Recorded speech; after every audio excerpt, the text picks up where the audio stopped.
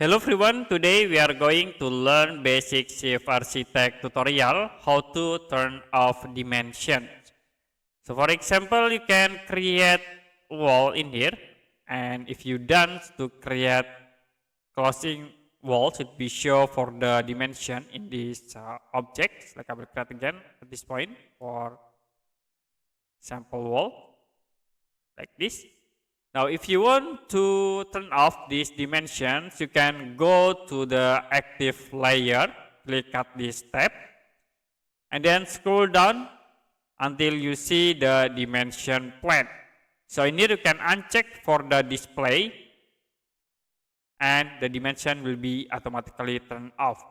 If you want to show again, you can check for the display to show the dimension.